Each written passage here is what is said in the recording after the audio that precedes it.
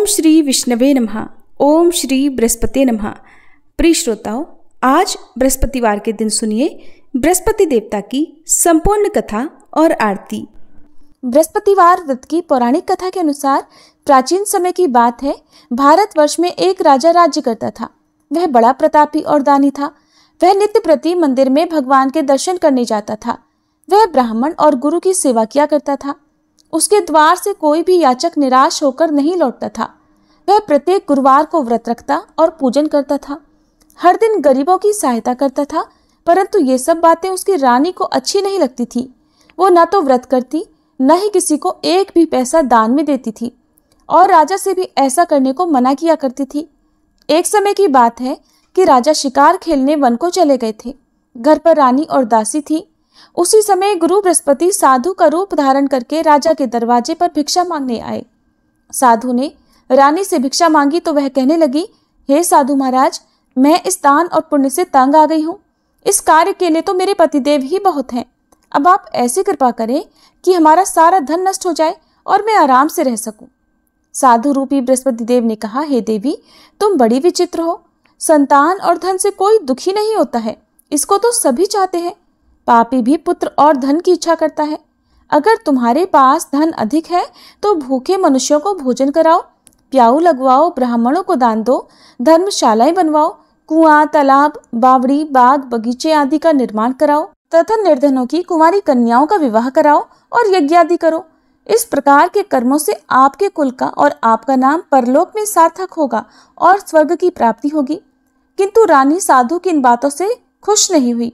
उसने कहा, हे साधु महाराज, मुझे ऐसे धन की बिल्कुल आवश्यकता नहीं जिसको मैं अन्य लोगों को दान दूं या जिसको रखने और संभालने में ही मेरा सारा समय नष्ट हो जाए।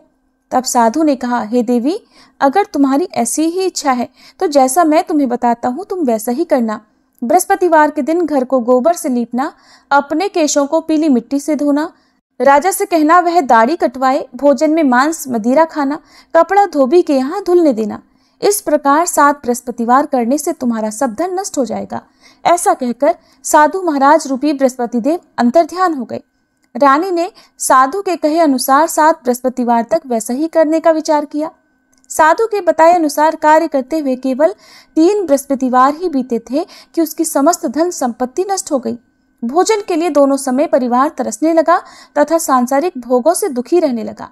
तब वह राजा रानी से कहने लगा, हे रानी, तुम यहाँ पर रहो, मैं दूसरे देश को जाता हूँ। क्योंकि यहाँ पर मुझे सभी मनुष्य जानते हैं, इसलिए मैं यहाँ कोई काम नहीं कर सकता। मैं परदेश जा रहा हूँ, वहाँ कोई काम धंधा करूँगा, शायद हमारे भाग्य बदल जाएं। ऐसा कहकर राजा परदेश चला गया। वह वहाँ जंगल से लकड़ी काट कर लाता और शहर में बेचता। इस तरह जीवन व्यतीत करने लगा। इधर राजा के बिना रानी और दासियां दुखी रहने लगी। किसी दिन भोजन मिलता और किसी दिन जल पीकर ही रह जाती। एक बार रानी और दासियों को 7 दिन तक बिना भोजन के रहना पड़ा तो रानी ने अपनी दासी से कहा, हे दासी, यहाँ पास ही के नगर में मेरी बहन रहती है, वह बड़ी धनवान है। तू उसके पास जा और वहां से 5 सेर बेझर मांग कर ले आ, जिससे कुछ समय के लिए गुजर हो जाएगा। दासी रानी की बहन के पास गई।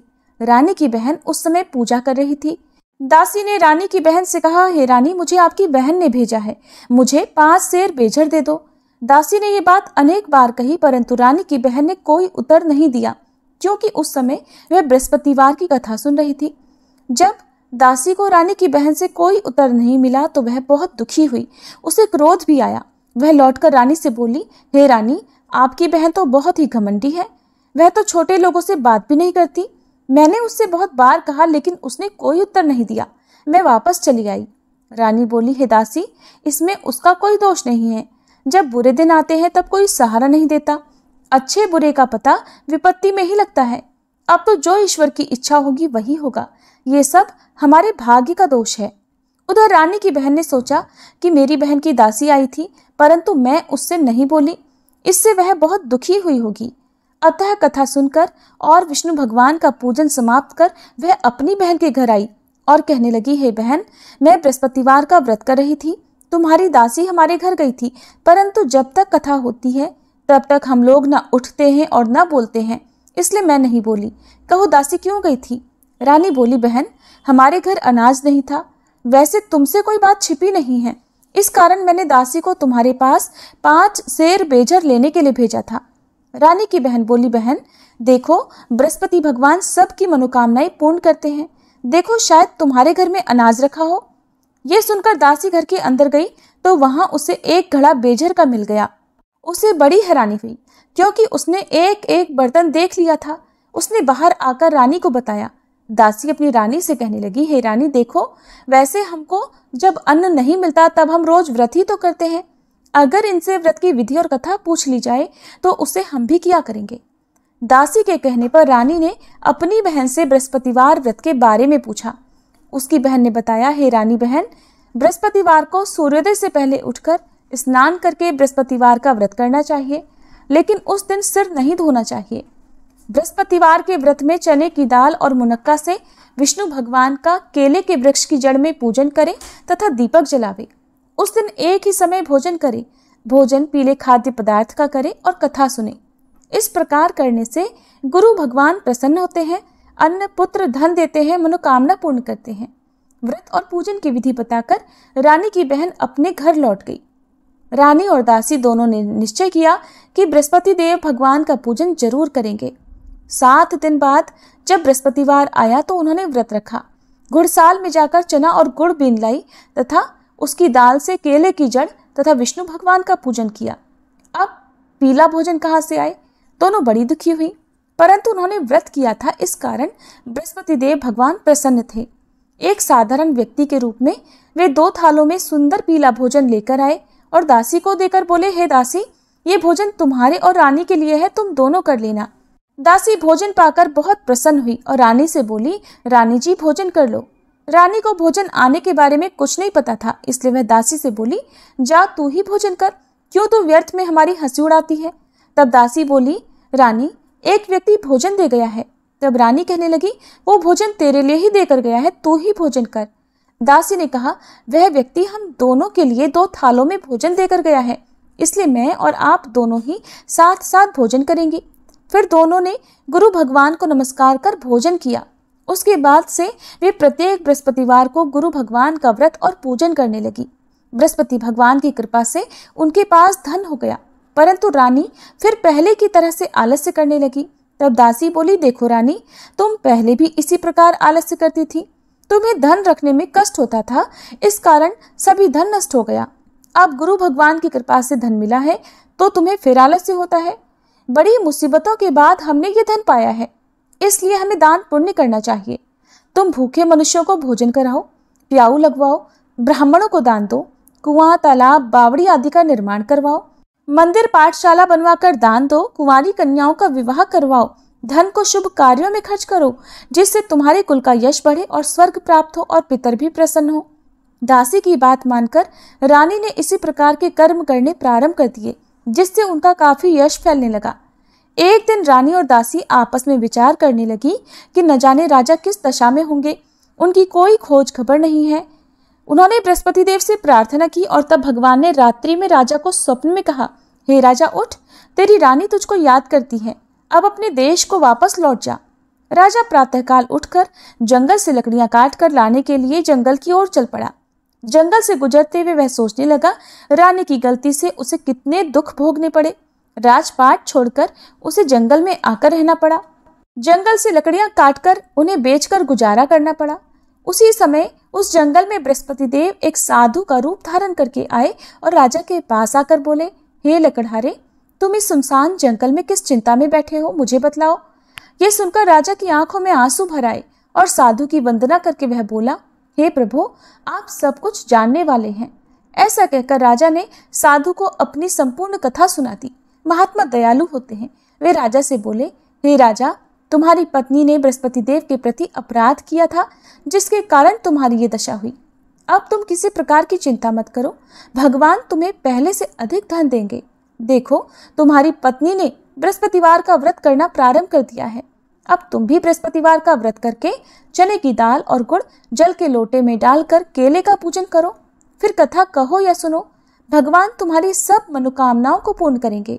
साधु को प्रसन्न देखकर राजा बोला, हे प्रभु, मुझे लकड़ी बेचकर इतना पैसा नहीं मिलता जिससे भोजन करने के उपरांत कुछ बचा सकूं। और मैंने रात्रि में अपनी रानी को व्याकुल देखा है। मेरे पास कोई साधन नहीं जिससे समाचार जान सकूं। फिर मैं बृहस्पति देव की क्या कहानी कहूं? मुझे तो कुछ भी नहीं मालूम है। साधु ने कहा, हे राजा, तुम किसी बात की चिंता मत करो। बृहस्पतिवार के दिन तुम रोजाना की तरह लकड़ियां लेकर शहर में जाओ। तुम्हें रोज से 2 गुना धन प्राप्त होगा, जिससे तुम भलीभांति भोजन कर लोगे और बृहस्पति देव की पूजा का सामान भी आ जाएगा। बृहस्पतिवार की कथा इस प्रकार है। प्राचीन काल में एक बहुत ही निर्धन ब्राह्मण था। उसकी कोई संतान नहीं थी। वह नित्य पूजा पाठ करता, परंतु उसकी पत्नी बहुत मलिनता के साथ रहती थी। वो न तो स्नान करती और न किसी देवता का पूजन करती थी। प्रातःकाल उठते ही सबसे पहले भोजन करती, बाद में कोई अन्य कार्य करती। ब्राह्मण देवता बहुत दुखी रहते थे। पत्नी को बहुत समझाते, किंतु कोई परिणाम नहीं निकलता। भगवान की कृपा से ब्राह्मण की पत्नी के कन्या उत्पन्न हुई। वह कन्या अपने पिता के घर में बड़ी होने लगी। वह बालिका प्रातः स्नान करके भगवान विष्णु का जप करती। वह बचपन से ही बृहस्पतिवार का व्रत भी करने लगी थी। पूजा पाठ समाप्त कर स्कूल जाती तो अपनी मुट्ठी में जौ भरकर ले जाती और पाठशाला जाने के मार्ग में डालती जाती। वही जौ सोने के हो जाते तो लौटते समय उनको बीनकर घर ले आती। एक दिन वह बालिका सूप में उन सोने के जौ को फटक कर साफ कर रही थी। तभी उसकी माँ ने देख लिया और कहने लगी, हे बेटी, सोने के जौ को फटकने के लिए सोने का सूप होना चाहिए। दूसरे दिन गुरुवार था। उस कन्या ने व्रत रखा और बृहस्पति देव से प्रार्थना करके कहा, हे प्रभु, यदि मैंने सच्चे मन से आपकी पूजा की हो तो मुझे सोने का सूप दे दो। बृहस्पति देव ने उसकी प्रार्थना स्वीकार कर ली। रोजाना की तरह वह कन्या जौ फैलाती भी पाठशाला चली गई। पाठशाला से लौटकर जब वह जौ बीन रही थी तो बृहस्पति देव की कृपा से उसे सोने का सूप मिला। उसे वह घर ले आई और उससे जौ साफ करने लगी, परंतु उसकी माँ का वही ढंग रहा। एक दिन की बात है, वह कन्या सोने के सूप में जौ साफ कर रही थी। उस समय उस नगर का राजकुमार वहां से होकर निकला। इस कन्या के रूप और सोने के सूप में जौ को साफ करते देखकर वह उस कन्या पर मोहित हो गया। राजमहल आकर वह भोजन तथा जल त्याग कर उदास होकर लेट गया। राजा को जब राजकुमार द्वारा अन्न जल त्यागने का समाचार मिला तो अपने मंत्रियों के साथ वह अपने पुत्र के पास आया और बोले, हे बेटा, तुम्हें किस बात का कष्ट है? किसी ने अपमान किया है अथवा कोई और कारण है? मुझे बताओ, मैं वही करूंगा जिससे तुम्हें प्रसन्नता हो। तब राजकुमार ने अपने पिता की बातें सुनी और बोला, मुझे आपकी कृपा से किसी बात का दुख नहीं है। किसी ने मेरा अपमान नहीं किया है, परंतु मैं उस लड़की के साथ विवाह करना चाहता हूँ जो सोने के सूप में जौ साफ कर रही थी। ये सुनकर राजा आश्चर्य में पड़ गया और बोला, हे बेटा, इस तरह की कन्या का पता तुम ही लगाओ। मैं उसके साथ तुम्हारा विवाह अवश्य ही करवा दूंगा। राजकुमार ने राजा को उस लड़की के घर का पता बतलाया। मंत्री उस लड़की के घर गया और राजा का आदेश ब्राह्मण को सुनाया। कुछ ही दिन बाद ब्राह्मण की कन्या का विवाह राजकुमार के साथ संपन्न हो गया। कन्या के घर से जाते ही उस ब्राह्मण देवता के घर में पहले की तरह गरीबी का वास हो गया। अब भोजन के लिए भी अन्न बड़ी मुश्किल से मिलता था। एक दिन दुखी होकर ब्राह्मण अपनी पुत्री से मिलने गया। बेटी ने पिता की दुखी अवस्था को देखा और अपनी माँ का समाचार पूछा। ब्राह्मण देवता ने सभी हाल कह सुनाया। तब कन्या ने बहुत सारा धन देकर अपने पिता को विदा कर दिया। इस तरह ब्राह्मण का कुछ समय सुखपूर्वक बीता, लेकिन कुछ दिन बाद फिर वही हाल हो गया। ब्राह्मण फिर अपनी कन्या के यहाँ गया और सभी हाल कहा तो पुत्री कहने लगी, हे पिताजी, आप माताजी को यहाँ लिवा लाओ, मैं उन्हें वह विधि बता दूंगी जिससे गरीबी दूर हो जाए। अब ब्राह्मण देवता अपनी पत्नी को साथ लेकर अपनी पुत्री के पास राजमहल में पहुंचे तो पुत्री अपनी माँ को समझाने लगी, हे माँ, तुम प्रातःकाल उठकर प्रथम स्नान आदि करके विष्णु भगवान का पूजन करो तो सब दरिद्रता दूर हो जाएगी। परंतु उसकी माँ ने उसकी एक बात नहीं मानी। वह प्रातःकाल उठकर अपनी पुत्री का बचा जूठन खा लेती थी। एक दिन उसकी पुत्री को बहुत गुस्सा आया। उसने एक रात कोठरी से सारा सामान निकाल दिया और उसमें अपनी माँ को बंद कर दिया। प्रातः उसमें से निकाला और स्नान आदि करा के पूजा पाठ करवाया तो उसकी माँ की बुद्धि ठीक हो गई। इसके बाद वह नियम से पूजा पाठ करती और प्रत्येक बृहस्पतिवार को व्रत करने लगी। इस व्रत के पुण्य प्रभाव से उसकी माँ भी बहुत धनवान हो गई और बृहस्पति देवता के प्रभाव से स्वर्ग को गई। वह ब्राह्मण भी सुखपूर्वक इस लोक का सुख भोग कर स्वर्ग को प्राप्त हुए। इस तरह कहानी कहकर साधु महाराज वहां से लोप हो गए। धीरे धीरे समय बीतने पर फिर बृहस्पतिवार का दिन आया।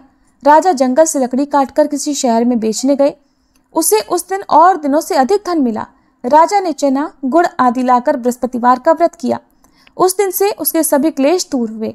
परंतु जब अगला गुरुवार का दिन आया तो वह बृहस्पतिवार का व्रत करना भूल गया। इस कारण बृहस्पति भगवान नाराज हो गए।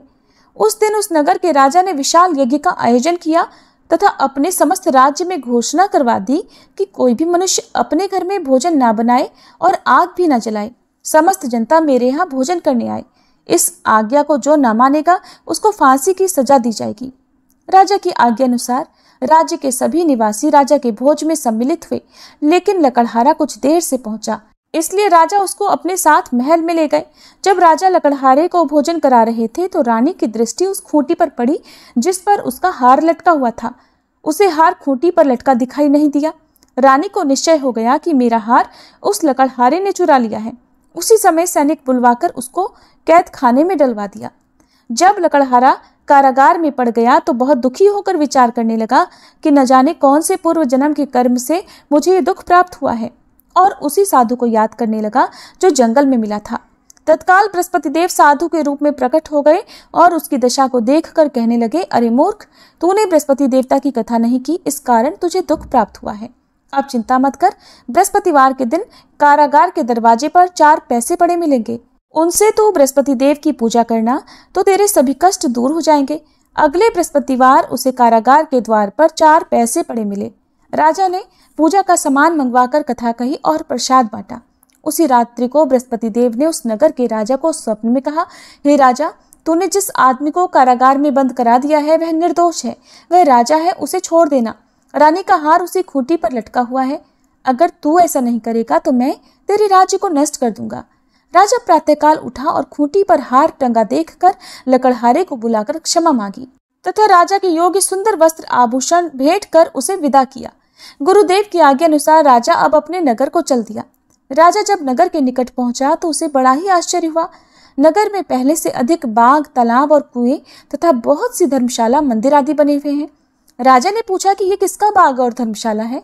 तब नगर के सब लोग कहने लगे, ये सब रानी और दासी द्वारा बनवाए गए हैं।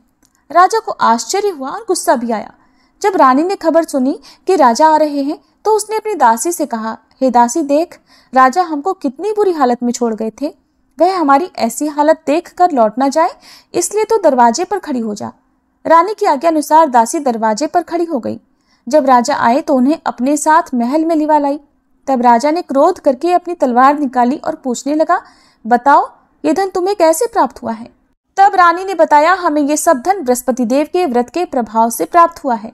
राजा ने तब निश्चय किया कि 7 रोज बाद तो सभी बृहस्पति देव का पूजन करते हैं, परंतु मैं रोजाना दिन में 3 बार कथा कहा करूंगा तथा रोज व्रत किया करूंगा। अब हर समय राजा के दुपट्टे में चने की दाल बंधी रहती तथा दिन में 3 बार वह कथा कहता। एक दिन राजा ने विचार किया कि चलो अपनी बहन के यहाँ हो आवे।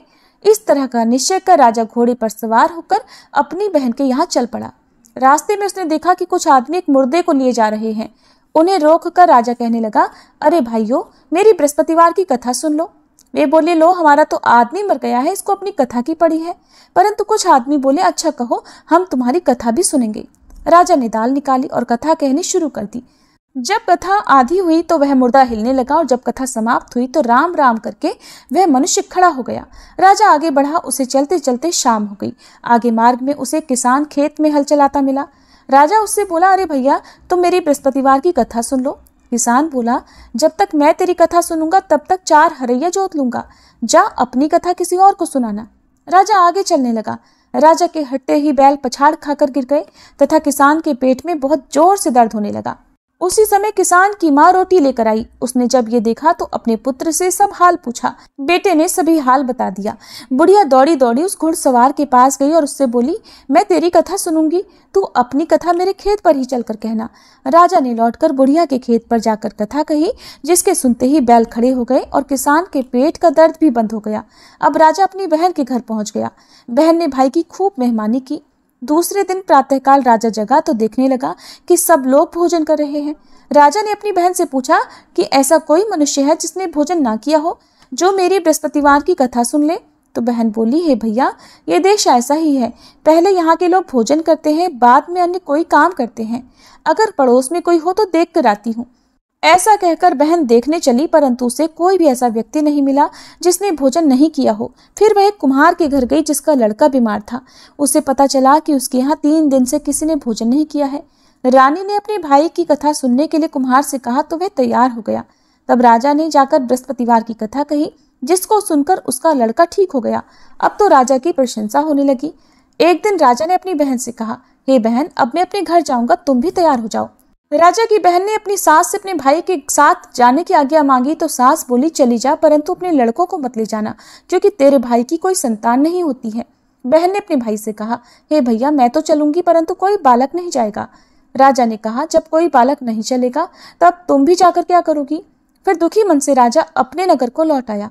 राजा ने अपनी रानी से कहा, हम निसंतान हैं, इसलिए हमारे घर आना कोई पसंद नहीं करता, हम निर्वंशी राजा हैं। ऐसा कहकर वह बिना भोजन आदि किए शैया पर लेट गया। रानी बोली, हे प्रभु, बृहस्पति देव ने हमें सब कुछ दिया है, वे हमें संतान भी अवश्य देंगे। उसी रात बृहस्पति देव ने राजा को स्वप्न में कहा, हे राजा, उठ, सभी सोच त्याग दे, तेरी रानी गर्भ से है। राजा को यह जानकर बड़ी प्रसन्नता हुई। 9वें महीने रानी के गर्भ से एक सुंदर पुत्र पैदा हुआ। जब राजा की बहन ने यह शुभ समाचार सुना तो वह बहुत खुश हुई तथा बधाई लेकर अपने भाई के यहाँ आई। तभी रानी ने कहा, घोड़ा चढ़कर तो नहीं आई, गधा चढ़ी आई। राजा की बहन बोली, भाई, मैं इस प्रकार न कहती तो तुम्हें संतान कैसे मिलती? बृहस्पति देव ऐसे ही हैं, जिसके मन में जो कामनाएं रहती हैं सभी को पूर्ण करते हैं। जो सद्भावना पूर्वक बृहस्पतिवार का व्रत करता है और कथा पढ़ता है अथवा सुनता है, दूसरों को सुनाता है, बृहस्पति देव उसकी सभी मनोकामनाएं पूर्ण करते हैं। बृहस्पति देव उनकी सदैव रक्षा करते हैं। जो संसार में सद्भावना और सच्चे मन से बृहस्पति देव का पूजन करते हैं, उनकी सभी मनोकामनाएं उसी प्रकार पूर्ण होती हैं जैसे रानी और राजा ने बृहस्पति देव की कथा का गुणगान किया, उनकी सभी इच्छाएं बृहस्पति देव ने पूर्ण की। मनुष्य को हृदय से उनका मनन करते हुए जयकार करनी चाहिए। प्रेम से बोलिए, बृहस्पति देवता की जय। ये थी बृहस्पतिवार व्रत कथा। अब सुनिए आरती। ओम जय बृहस्पति देवा, स्वामी जय बृहस्पति देवा, छिन छिन भोग लगाऊं, कदली फल मेवा। ओम जय बृहस्पति देवा। तुम पूर्ण परमात्मा, तुम अंतर्यामी, स्वामी तुम अंतर्यामी। जगत पिता जगदीश्वर, जगत पिता जगदीश्वर, तुम सबके स्वामी। ओम जय बृहस्पति देवा। चरणामृत निज निर्मल, सब पातक हरता, स्वामी सब पातक हरता। सकल मनोरथ दायक, सकल मनोरथ दायक, कृपा करो भरता। ओम जय बृहस्पति देवा। तन मन धन अर्पण कर, जो जन शरण पड़े, स्वामी जो जन शरण पड़े। प्रभु प्रकट तब होकर, प्रभु प्रकट तब होकर, आकर द्वार खड़े। ओम जय बृहस्पति देवा। दीन दयाल दयानिधि, भक्तन हितकारी, स्वामी भक्तन हितकारी। पाप दोष सब हरता, पाप दोष सब हरता, भव बंधन हारी। ओम जय बृहस्पति देवा। सकल मनोरथ दायक, सब संशय तारो, स्वामी सब संशय तारो। विषय विकार मिटाओ, विषय विकार मिटाओ, संतन सुखकारी। ओम जय बृहस्पति देवा। जो कोई आरती तेरी प्रेम सहित गावे, स्वामी प्रेम सहित गावे। ज्येष्ठानंद बंद सो सो निश्चय पावे। ओम जय बृहस्पति देवा। ओम जय बृहस्पति देवा, स्वामी जय बृहस्पति देवा। छिन छिन भोग लगाऊं, कदली फल मेवा। ओम जय बृहस्पति देवा।